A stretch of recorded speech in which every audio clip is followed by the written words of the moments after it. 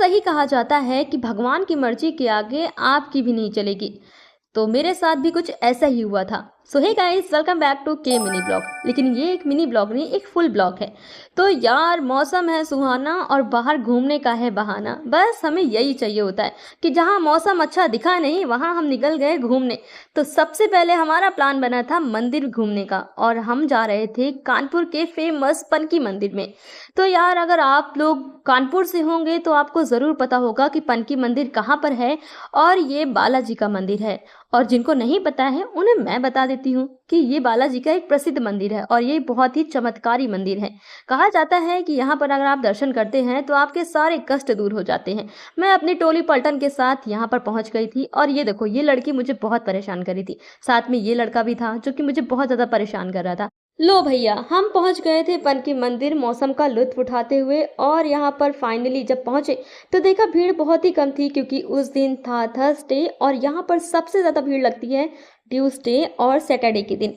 मंदिर पहुंचते ही सबसे पहले हमें लेना था प्रसाद और फूल। तो यहाँ पर काफ़ी दुकानें खुली थी, लेकिन हम मंदिर के अंदर गए, वहाँ पर हमने दिया लिया और माला ली थी और साथ में प्रसाद लिया था। फिर यार, मंदिर जा रहे हैं तो पैर हाथ धुल के जाना ही पड़ेगा। तो यहाँ पर पैर हाथ धुले, उसके बाद फिर लिया फूल माला और दिया और साथ में प्रसाद। तो काफ़ी दिनों के बाद मंदिर आई हुई थी तो काफ़ी अच्छा लग रहा था, क्योंकि काफ़ी दिन बाद हमारे पनकी वाले बाबा के दर्शन हुए थे। और आप सोच रहे होंगे कि यार, मैं बार बार पनकी वाले बाबा क्यों कह रही हूँ। तो यार, हम कनपुरिया हैं और हमारी लैंग्वेज ऐसी ही होती है, क्योंकि ये हमारा अपनापन होता है अपने प्यार को जाहिर करने के लिए।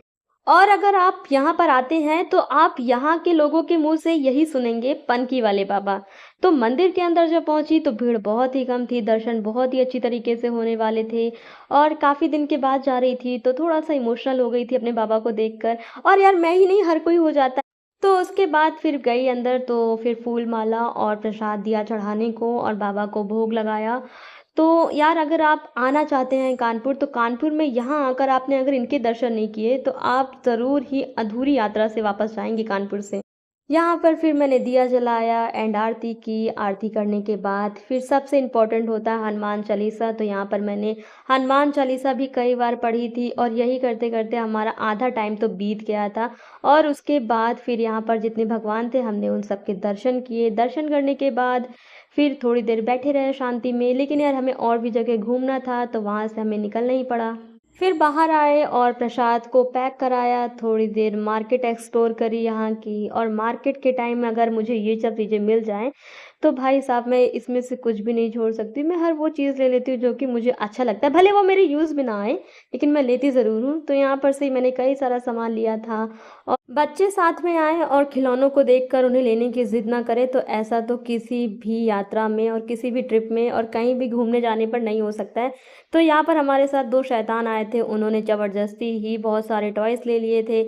तो पनकी मंदिर में दर्शन करने के बाद हम आ गए थे यहाँ के फेमस कछुआ तालाब में। एंड अगर मैं सच बताऊँ तो मैं पहली बार गई थी कछुआ तालाब, और इसमें यार हैरान होने वाली कोई बात नहीं होगी, क्योंकि नहीं गए तो नहीं गए। और कानपुर में सच बताऊँ तो ऐसी बहुत सी जगह हैं जहाँ पर मैं कभी नहीं गई हूँ।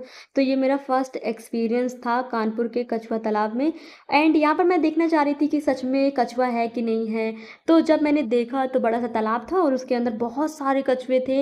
एंड लिटरली आज पहली बार मैंने यहाँ पर एक बहुत बड़ा कछुआ देखा था।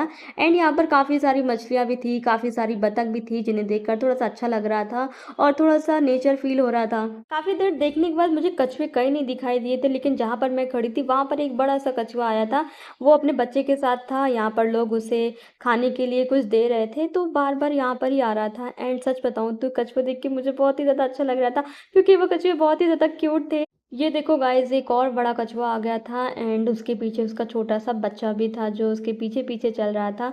थोड़ा सा हम सब और आगे बढ़े तो यहाँ पर मुझे बहुत सारी बतखें दिखाई दे रही थी। और ये रहा कानपुर का पनकी प्लांट। तो पता नहीं बतख क्यों पनकी प्लांट की तरफ देख रही थी, पता नहीं उन्हें ऐसा क्या दिखाई दे रहा था, लेकिन सारी बतखें वहीं देख रही थी। और यहाँ पर एक बतख मेरे पास आ गई थी, क्योंकि पता नहीं उसे मेरे पास ऐसा क्या दिखाई दे रहा था, शायद वो फ़ोन को देखकर यहाँ पर आ गई थी। और यहाँ पर कुछ सामान गिरा था खाने का, तो वो नहीं खा रही थी। एंड लिटरली बताऊँ तो ये मेरा फर्स्ट एक्सपीरियंस था ऐसे बतखों को अपने पास देखकर। तो यहाँ पर थोड़ी देर बाद मुझे मिला था चना, तो मैंने सोचा मैं चना खिलाती हूँ, लेकिन बाद में मुझे पता चला ये चना नहीं, सिर्फ लाई खा रही थी। और यहाँ पर बतखें मुझे टाटा बाय करके पता नहीं कहाँ पर जा रही थी अपने ग्रुप के साथ, शायद वो अपने ग्रुप के साथ घूमने जा रही थी। तो यहाँ पर हल्की हल्की बारिश भी हो रही थी और सारी बतखें यार एक झुंड में बहुत ही ज़्यादा प्यारी लग रही थी। एंड इनको देखने के लिए बहुत सारे लोग इनके पास आ गए थे। एंड पता नहीं ये चल के कहाँ जाने वाली मुझे भी नहीं पता था, लेकिन मैं इनके पीछे पीछे चल रही थी। कछुआ तालाब में कछुआ देख लिया, बतखें देख ली थी, और अब बारी थी मछलियां देखने की। तो यहाँ पर बहुत सारे लोग घर से आटे की लोइयां बनाकर लेके आए थे। एंड जब उन्हें वो दे रही थी तो बहुत सारी मछलियां एक झुंड में आई थी। और यार घूमते घूमते मेरी नज़र पड़ी इन दादाजी के ऊपर, जो सारे कछुओं के दादाजी थे। शायद मैं ज़्यादा बोल रही हूँ, लेकिन यार ऐसा ही लग रहा था उन्हें देखकर। ये कानपुर के कछुआ तालाब का सबसे पुराना कछुआ है और ये बहुत बड़ा था, और जो मैंने पहली बार देखा था। तो काफ़ी सब कुछ देखने के बाद हम थोड़ी देर बैठे थे, क्योंकि भाई बारिश होने लगी थी। उसके बाद हमें दिखा यहाँ पर एक पार्क जो कि बच्चों के लिए था। एंड यहाँ पर काफ़ी सारी मशीनें लगी हुई थी, तो मैंने सोचा कि थोड़ी देर यहाँ पर बैठते हैं। तो हम सब यहाँ पर आ गए थे बैठने के लिए, थोड़ा सा झूला भी झूला था। पूरी दुनिया में कहीं भी चले जाओ, लेकिन बच्चे झूले को देखकर ना रोएं, ऐसा तो हो ही नहीं सकता है। तो यहाँ पर देखो ये भाई बहन कैसे झूले झूल रहे थे। एंड देखो ये कितना केयरिंग भाई है, अपनी बहन को प्रोटेक्ट करने के लिए उसके पीछे बैठा, उसे पकड़े हुए। यहाँ पर बच्चे झूल रहे थे, तो भला मैं कैसे पीछे रह जाती, क्योंकि यार झूले देखकर मैं भी बच्ची बन जाती हूँ। तो यहाँ पर थोड़ा सा मैंने भी झूला झूला था, लेकिन यहाँ पर मेरा पैर गंदा हो गया था, क्योंकि कीचड़ में मेरा पैर चला गया था। उसके बाद फिर मैंने अपने पैर को अच्छी तरीके से धोया। एंड यहाँ पर देखा बहुत सारे लोग आए थे यहाँ पर झूला झूलने, और यहाँ पर काफ़ी एक्सरसाइज की मशीनें लगी थी। तो यहाँ पर थोड़ी देर बिताने के बाद अब हम निकल चुके थे एक नए दिशा की तरफ, और शायद अब यहाँ से मेरी असली स्टोरी शुरू होने वाली है।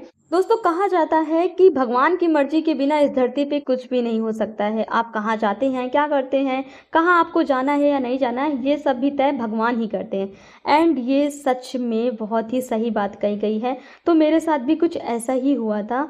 तो यहाँ पर मैं आई थी आनंदेश्वर मंदिर, जहाँ पर जाने का मेरा बिल्कुल भी प्लान नहीं था। मैंने बिल्कुल भी नहीं सोचा था कि मैं यहाँ पर आऊँगी। सिर्फ रास्ते से हम जा रहे थे कहीं और हमारा रास्ता चेंज हो गया।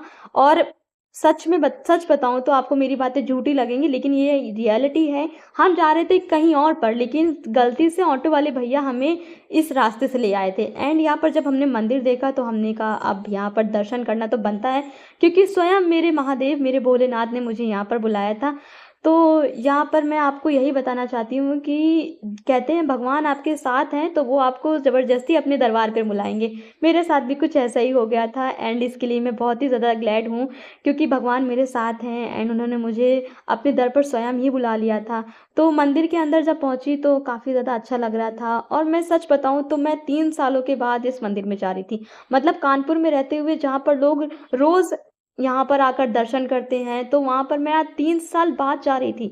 लिटरली ये थोड़ा सा इमोशनल होने वाली बात थी, क्योंकि मैं महादेव के साथ ज़्यादा कनेक्ट हूँ, ज़्यादा अटैच्ड हूँ। और मैं वहाँ पर उनके किसी भी दरबार पर जाती हूँ तो मैं सच बताऊँ तो मैं रोने लगती हूँ। तो यहाँ पर जब हम मंदिर पहुँचे तो हमने सबसे पहले सोचा कि हम नाव की सवारी करेंगे और गंगा मैया के दर्शन करेंगे। और देखो शाम का टाइम है, आप गंगा के किनारे हैं और आप नाव में बैठकर गंगा यात्रा कर रहे हैं, तो ये शायद आपके लिए बहुत ही अच्छी बात होगी। मेरे लिए भी अच्छी बात थी। एंड मैं काफ़ी सालों के बाद, सच बताऊँ तो मैंने कभी भी अभी तक अपनी लाइफ में गंगा यात्रा ऐसे नाव में बैठकर नहीं की थी। हाँ, मैं जाती थी गंगा स्नान के लिए जाती थी, लेकिन मैं कभी ऐसे नाव में नहीं बैठी थी। यहाँ पर जब मैं बैठी बीच मझधार में गई गंगा मैया के, तो बहुत ही ज़्यादा अच्छा लग रहा था, बहुत शांति मिल रही थी।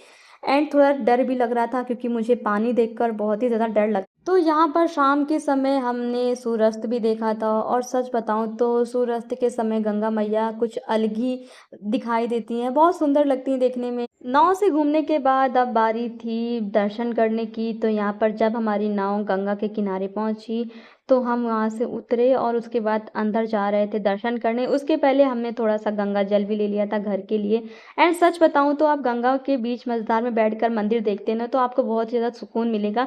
और आप कभी भी जाओ तो प्लीज़ यहाँ पर नाव में यात्रा ज़रूर करना, और ये बहुत ही अच्छा एक्सपीरियंस रहा। देखो यार कितना अच्छा लग रहा है, यहाँ पर शाम के किनारे गंगा मैया है और यहाँ पर रंग बिरंगी लाइटों के बीच में नाव, और फिर हवा भी चल रही है, मौसम भी बहुत ज़्यादा अच्छा था। उसके बाद यहाँ पर हम जा रहे थे अब दर्शन करने। तो ये पीछे का गेट है, लेकिन हम सामने से जाएंगे। यहाँ पर हमने लिया था दूध और फूल माला, और यहाँ पर आए गए थे हम अंदर मंदिर में दर्शन करने। लेकिन यहाँ शाम के समय था तो बहुत ही ज़्यादा भीड़ लगी थी, क्योंकि यहाँ पर शाम को संध्या आरती होती है। तो थोड़ा भीड़ को हमें सहना ही पड़ेगा, क्योंकि यार बाबा के दर्शन करने जा रहे हैं, तो इतनी आसानी से दर्शन तो नहीं होने वाले आपके।